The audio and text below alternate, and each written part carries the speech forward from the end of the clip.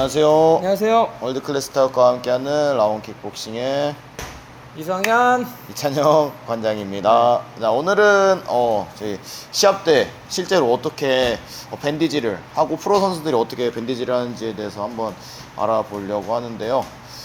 그 방법이랑 또 이제 일반 관원분들이 체육관에서 어떤 식으로 핸드랩을 해야지 좀 더 안전하게 할 수 있는지 그 방법에 대해서 알려드리도록 하겠습니다. 한번 시합 때 하는 테이핑 한번 해볼 건데요. 준비물은 면 시합용 밴디지랑 이제 면 반창고, 그리고 이제 이 의료용 가위를 주로 많이 사용하게 됩니다. 별로 뭐 드는 게 별로 없죠. 한번 시작해 볼 건데요. 처음에는 맨손에 이렇게 시합하기 전에 한번 이렇게 딱 마사지를 한번 해줘요. 이런 식으로 뭐 긴장이 푸는 것도 있고, 밴디지 하기 전에 이런 식으로 마사지를 하게 됩니다. 면반 창고를 하기 전에 이런 식으로 먼저 약간 초벌이라고 해야 되나, 이런 식으로 진행하게 되고요. 엄지에서부터 이제 테이핑을 하는 사람 입장에서는 이제 너무 이제 이게 타이트하지 않은가 이런 걸 계속 신경 쓰면서 해줘야 됩니다. 네. 이게 생각보다 그때는 좀 괜찮은 것 같은데 피가 안 통하면서 주먹이 안 젖히는 경우들이 많이 있거든요. 이게 너무 타이트하게 되면은. 근데 또 이제 타이트하게 또 해주길 원하시는 분들도 많이 있습니다. 손 피고. 네, 이런 식으로 주먹 한 번씩 줘주면서 너무 타이트하지 않은지 한번 확인하면서 진행하게 됩니다. 이렇게 크로스로 해서 처음에 하게 되고요. 저희가 하는 이런 테이핑 방법은 프레디 로치라는 이제 전설적인 이제 트레이너가 하는 방법을 위주로 하게 되고요. 여기에 한 번 더 크로스로 한 번 더 덧대줍니다. 저희 같은 경우에는 여기를 이제 가로로 덧대긴 하는데요. 위로.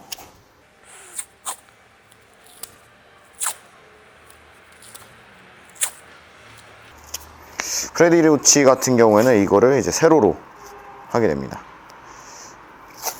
옛날에 이제 이 프레디 로치가 하는 방법으로 바꾼 이유는 제가 옛날에 하던 방식으로 하다가 손을 한번 다친 적이 있는데요. 다운 있었지만 지금 오른손 어퍼컷을 치고 아파가지고 흐느적거리고 있어. 그 이후로 조금 뭔가 좀 테이핑 방법을 바꿔야겠다라는 생각이 많이 들어서 이제 인터넷 찾아서 프레디 로치가 하는 방법을 따라서 하게 됐습니다. 왜냐면은 결국에는 제 생각엔 지금 현존하는 트레이너 중에 가장 뛰어난 트레이너가 저는 프레디 로치라고 생각해서 프레디 로치의 방법을 따라 하기로 이제 결정을 했습니다. 그래서 이제 찾아보고 인터넷에 생각보다 자료들이 많이 있더라고요. 그래서 그대로 이제 진행하게 됐습니다.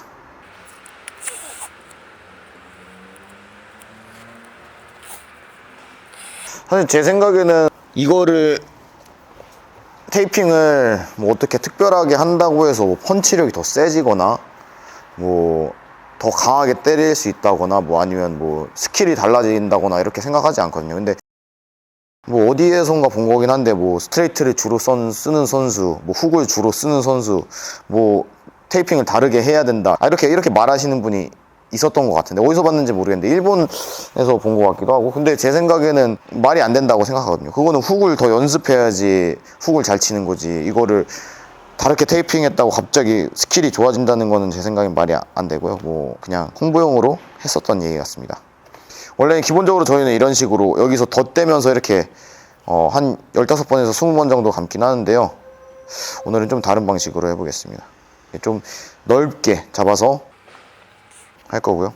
이 방법은 넓은 거즈를 사서 이제 하시는 경우도 있고요. 뭐 메이웨더 같은 경우는 이렇게 저처럼 이런 식으로 덧대서 넓게 잡아서 했던 거를 이제 확인할 수 있습니다. 이런 식으로 해가지고 의료용 가위로 한번 잘라주면 되고요.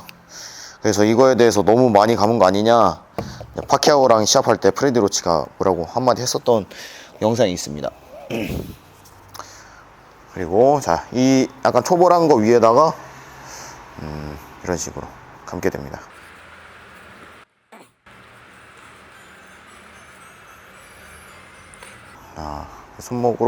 손목에서 이제 손등으로 가게 되고요. 여기서 아까 만들었던 이거를 올려서, 어이구, 이렇게 하면 망한 겁니다 지금. 자, 그리고 이렇게 접어줘요. 한번 접어서 이제 손 정권 쪽에 딱 맞게 진행하게 되고요.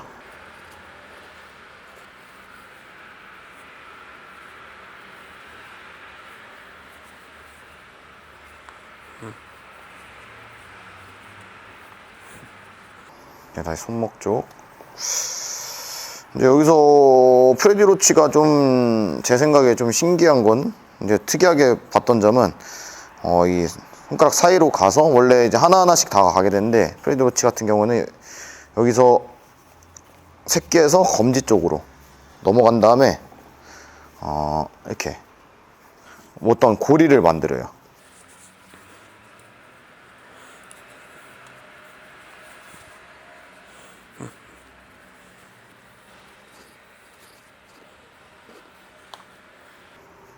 고리를 만들게 되는데요. 이런 식으로 이제 이게 테이핑을 하는 사람도 계속 확인을 해줘야 됩니다. 이렇게. 이런 식으로 하게 되면은 손목을 한번 고정해 주게 되고요.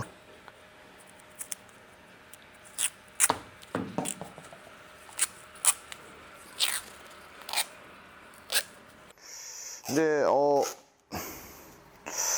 제가 봤을 때 MMA 글러브를 끼는 분들은 앞쪽에 좀 더 신경을 써서 좀 두껍게 해야 될 것 같아요. 왜냐면 주먹을 다친 경우가 굉장히 많기 때문에 앞쪽을 좀 두껍게 해서 하는 경우도 많이 있고, 그러니까 뭐 복싱 선수만큼 두껍게 하지는 않지만 그렇게 막 적지 않게 두껍게 하는 경우도 많이 있더라고요. 아무래도 이제 이게 펀치력보다는 실제로 부상을 당했을 때 경기력에 미친 영향이 훨씬 크기 때문에, 방금 전에 만들었던 이 손잡이 같은 거를 이런 식으로 주먹 가운데 이렇게 만들어 주고요. 왜 이런 걸 하나 생각해 봤는데, 왜 이렇게 했었을까 생각했는데, 아무래도 이제 옛날에 호기심 천국이나 이런 데 봤을 때 거기에서 딱풀 같은 거, 그런 걸 쥐고 펀치를 치면 더 강해진다, 이런 내용을 봤었던 것 같은데, 제 생각에는 그런 원리랑 똑같이 아마 이런 손잡이를 만들어서 더 강하게, 펀치력이 강하게 만들어주는 어떤 원리가 있지 않을까, 그렇게 생각합니다. 근거가 있는 얘기는 아닙니다. 자, 이렇게 주먹 사이에 넣어서 이제 정권과 정권 사이, 이 사이에 넣어서 이렇게 하게 되고요. 자, 검지 가고 가운데에서부터 다시 이렇게, 여기 사이는 이게 이제 좁혀줘서 이제 사이로 갈 수 있게 당겨서, 이제 가운데 쪽으로 가는 분도 있고, 이게 손목 쪽으로 넘어가시는 분들도 있습니다. 저희 같은 경우에는 이렇게 그냥 가운데로 가게 되고요.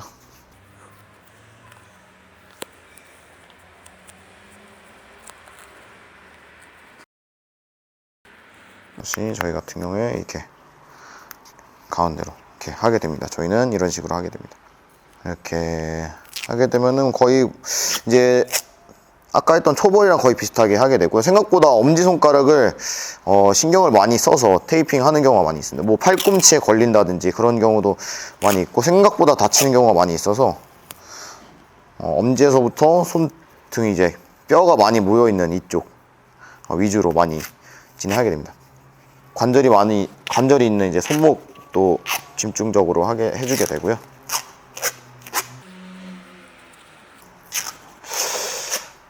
뭔가 막 테이핑에 있어서 마치 어떤 비법이 있는 것처럼 이렇게 막 말하시는 분들이 있고, 그런 걸로 이제 마케팅 하시는 분들도 있는 걸로 알고 있는데, 일본에 그렇게 하시는 분들이 있는데, 제 생각에 그냥 기본으로 어떤 진짜 주먹을 방어하기 위한 용도로만 해야지, 그렇게 그런 걸로 갑자기 펀치력이 좋아진다, 뭐 그렇다 어쩌다 이런 거 자체는 좀 약간 너무 본질에서 벗어난 이야기인 것 같습니다.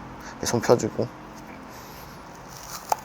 만약에 뭐 어떤 부정행위를 한다든지 뭐 마가리토처럼 뭐 주먹에 속골을 넣었다든지 그렇게 되면 문제가 되겠지만, 어떤 테이핑 방법이 어떻다 해가지고 좀 더 뭐 경기력이 향상된다, 그거는 말이 안 된다 생각하고, 그럴 시간에 제 생각에는 미트를 한 번씩 한 번 더 치고 샌드백 한 번 더 치는 게 경기력 향상에 더 도움이 되지 않나 생각합니다. 예, 아까 처음에 맨 주먹에 했던 것처럼 약간 좀 크로스로, 이게 뼈가 많이 이제 있는 곳이 이쪽이기 때문에 이쪽을 중점적으로 크로스로 많이 넣어주는 것 같아요. 손 자체가 관절도 많고 뼈도 많기 때문에 좀 생각보다 잘 다치는 부위이기도 하고요. 그래서 이제 그 뼈나 이런 부분이 많은 곳에 테이핑을 많이 해줍니다. 그리고 마지막으로 이런 식으로 마무리를 해주고요.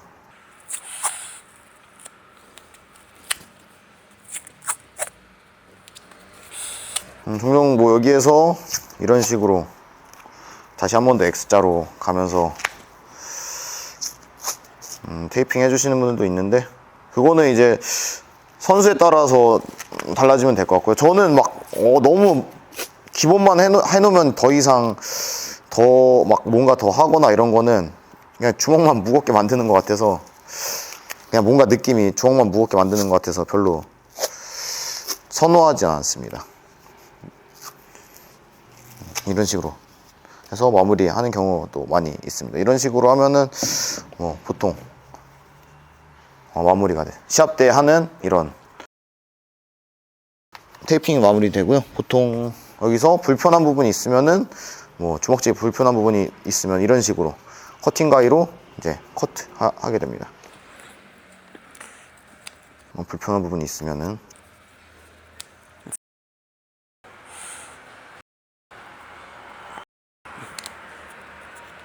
네, 이런 식으로 하면은 보통 시합 때 사용하는 이제 제가 됩니다. 뭐 이게 앞에 조금 요즘에는 막 대체로 안 하는 추세이긴 하는데요.